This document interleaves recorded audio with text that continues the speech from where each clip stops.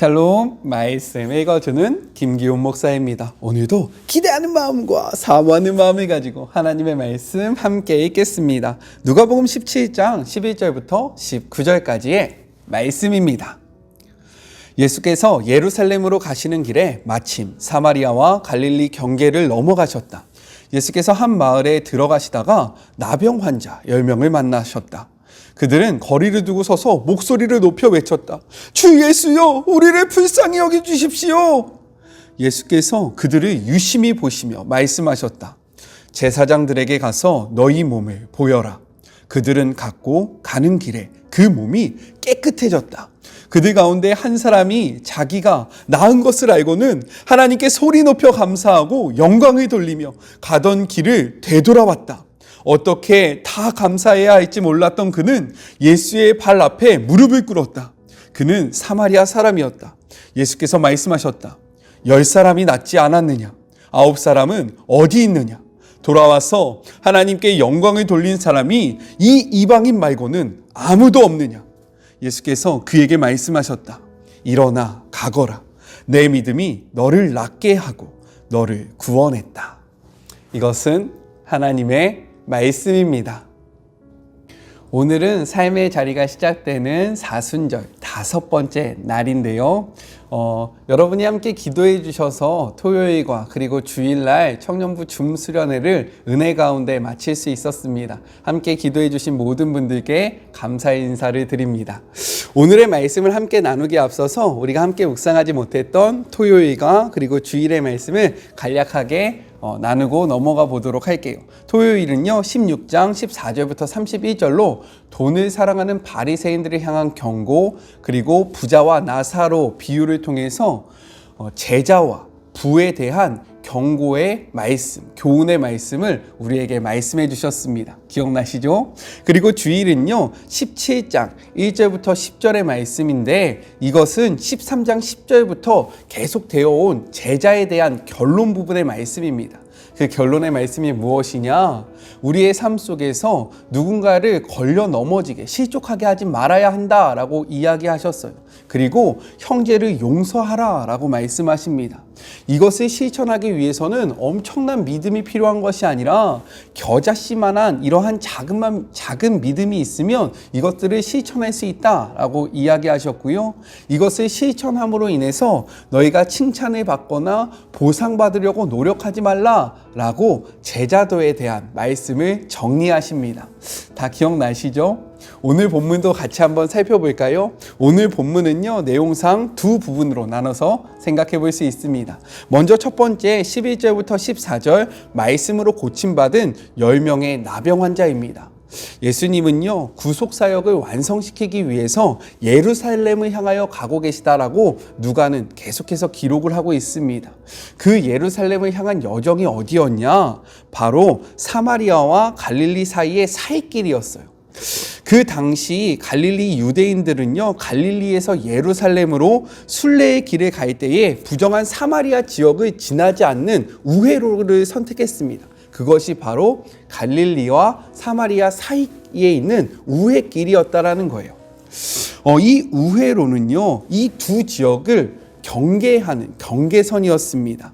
이때 한 무리가 등장해요. 누구입니까? 바로 10명의 나병 환자입니다. 우리 말씀에 같이 한번 볼까요? 레위기 13장 45절부터 46절입니다. 개역개정입니다. 나병 환자는 옷을 찢고 머리를 풀며 윗니스를 가리고 외치기를 부정하다 부정하다 할 것이요 병이 있는 날 동안에는 늘 부정할 것이라. 그가 부정한즉 혼자 살되 진영 밖에서 살지니라 라고 기록하고 있습니다. 따라서 이 경계선에는요 두 지역, 두 마을에도 들어갈 수 없는 나병 환자들이 사람들의 눈을 피해서 집단 생활을 했던 곳이었다라는 거예요. 그래서 왜 이곳에서 집단 생활을 했냐? 이들은요 이곳에서 동냥을 했습니다. 동냥을 해야지만 먹고 살 수 있었던 거예요. 이 동냥을 하면서요 이들이 어떠한 소리를 들었냐면 예수님에 관련된 소문을 듣고요 예수님이 어떠한 일을 하시는지, 예수님이 누구신지에 대한 그러한 사람들의 소리를 듣습니다. 이때 예수님이 이 우회로 가운데 있는 한 마을에 들어가시고요. 나병 환자들은 자신들이 그토록 갈망했던 예수님을 발견하고 멀리 서서 예수님 앞에 소리를 지르면서 자신들을 불쌍히 여겨달라라고 외친 거예요. 이것이 바로 그 배경인 거죠. 이때 예수님은요, 그들을 외면하지 않으십니다. 아, 뭐야, 이 더러운 것들 어디서 말을 걸어? 야, 너 율법에 뭐라 그랬어? 사람들이 있는 곳에 오지 말라 그랬지? 야, 이 더러운 놈들아, 썩 물러가! 이렇게 얘기하지 않으셨다라는 거예요. 예수님은요, 그들을 주목해서 보셨고요, 그들을 향하여 이렇게 말씀하십니다. 우리 14절의 말씀 같이 한번 읽어볼까요? 보시고 이르시되 가서 제사장들에게 너희 몸을 보이라 하셨으니 그들이 가다가 깨끗함을 받은지라. 여기서 보이라는요, 내놓아서 보여주라 라는 뜻으로 완쾌의 의미가 내포되어 있다라는 거예요. 따라서 이는요, 예수님께서 말씀으로 그들을 고치셨음을 보여주고 있는 표현입니다. 예수님이요, 말씀으로 그들을 고치신 거예요. 어떠한 다른 일들을 한 것이 아니라 이 말씀만으로, 야, 너의 몸을 제사장에게 가서 보이라 라는 이 말씀으로 그 더러운 나병을 깨끗이 치유하신 겁니다. 이렇듯 예수님의 말에는요, 능력과 권세가 있었어요. 우리 생각해 봤으면 좋겠습니다. 하나님이 이 땅을 무엇으로 창조하셨습니까? 하나님은요, 이 땅을 말씀으로 창조하셨어요. 그리고 우리가 오늘 성경에서 본 것과 같이 예수님은요, 말씀으로 귀신 들린 자들과 병든 자들을 고치십니다. 또한 이러한 권세를 우리에게 주셨어요. 우리 같이 말씀을 찾아볼까요? 누가복음 9장 1절의 말씀입니다. 예수께서 12제자를 불러 모으사 모든 귀신을 제어하며 병을 고치는 능력과 권위를 주시고, 여기서 능력은 뒤나미스, 그리고 권세는 무엇입니까? 에수시아. 이러한 능력을 우리에게 주셨다는 거예요. 따라서 우리의 말은요, 매우 중요합니다. 야고보는요, 이렇게 이야기하고 있어요. 같이 한번 보죠. 3장 9절부터 10절의 말씀입니다. 이것으로 우리가 주 하나님을 찬송하고 또 이것으로 하나님의 형상대로 지음받은 사람을 저주하나니 한 입에서 찬송과 저주가 나오는도다. 내 형제들아, 이것이 마땅하지 아니하리라 라고 이야기하고 있다라는 거예요. 우리의 입에는 어떠한 언어가 담겨져 있습니까? 우리가 어떠한 말을 하고 있는지 이 말씀을 통해서 우리의 언어를 다시 한번 생각해 보았으면 좋겠어요. 왜? 우리의 말에는요, 권세와 능력이 있기 때문에 우리가 뱉은 말은요, 그곳에서 영향력을 발휘합니다. 그렇기 때문에 우리의 말은요, 사람을 살리는 것, 사람을 세우는 곳에 쓰여야 한다라는 거예요. 그런데 우리가 하나님을 찬양하고 하나님을 경배하는데 우리의 입으로 하나님의 형상을 닮은 자들을 저주하고 욕을 한다는 것이 그리스도인의 삶에 맞지 않다라고 성경은 이야기합니다.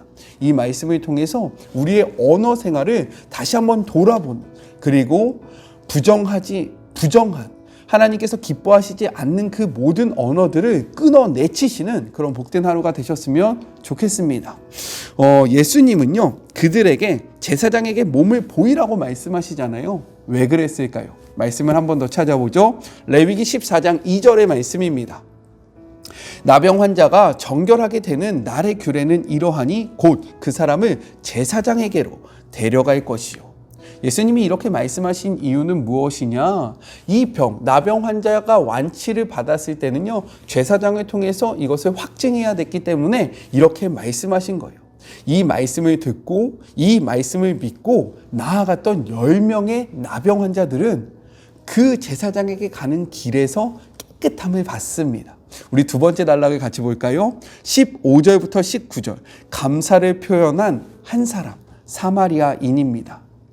10명의 나병 환자는 모두 예수님의 말씀을 믿고 행동함으로 치유를 받았어요. 여기서 중요한 거, 믿고 행동함으로. 너가 나가서 보여주라. 이 말씀을 믿음으로 받고 움직일 때 그들이 고침을 받았다라는 거예요. 이렇듯 말씀을 듣고 그치는 것이 아니라 말씀을 듣고 행동할 때, 이 말씀대로 살아갈 때 이 말씀이 우리 안에서 역사한다라는 것을 꼭 기억하시길 바랍니다. 따라서 듣고 스탑, 그치는 것이 아니라 들었으면 액션, 움직이세요. 이 말씀대로 살아가는 우리 모두가 됩시다. 그런데요, 하나님 앞에 영광을 돌리면서 돌아와 감사를 표현한 사람은요, 사마리아 한 사람뿐이었다라는 거예요. 사마리아인은요, BC 722년 아수르에게 함락된 이후에 이방인과 혼혈이 되었기 때문에 혈통을 중시하던 유대인들은요, 사마리아인들을 이방인들과 같이 취급하면서요, 멸시했고요, 조롱했습니다. 이렇게 자신이 뛰어나다라고 생각했던 유대인들에게 멸시받고 조롱받았던 이 사마리아 한 사람밖에 하나님 앞에 돌아와서, 예수님 앞에 돌아와서 감사를 표현하지 않았다라는 거예요. 왜 그랬을까요? 그러면 이 나머지 9명은 왜 하나님 앞에 오지 않았고 왜 하나님 앞에 감사를 표현하지 않았을까요? 이들이 제사장을 향해서 나아갈 때 그들이 병이 깨끗이 나았다는 것을 확인했을 거예요.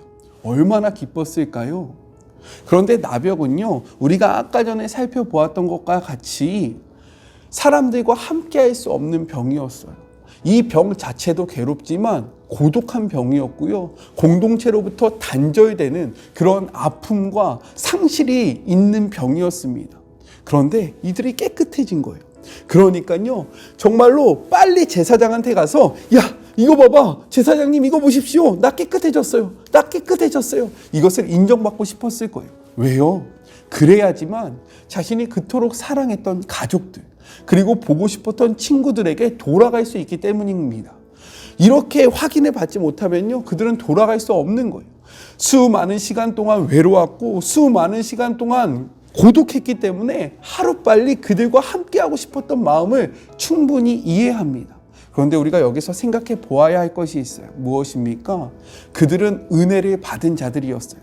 이 9명은요, 예수님에게 은혜를 받았던 자들입니다. 하지만 이들은 결정적인 순간에 예수님을 놓쳤다라는 사실이에요. 이렇듯 우리는요, 받은 은혜에 집중하면서 살아갈 때가 너무나도 많습니다. 우리가 하나님 앞에 은혜를 구해요. 그리고 은혜를 받습니다. 그런데 우리가 무엇에 집중하냐면요, 받은 은혜에 집중하면서 살아갈 때가 많다라는 거예요.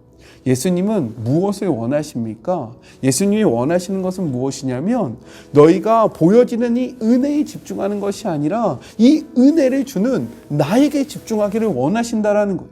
그래서요, 이렇게 말씀하십니다. 우리 같이 한번 읽어볼까요? 18절의 말씀이에요.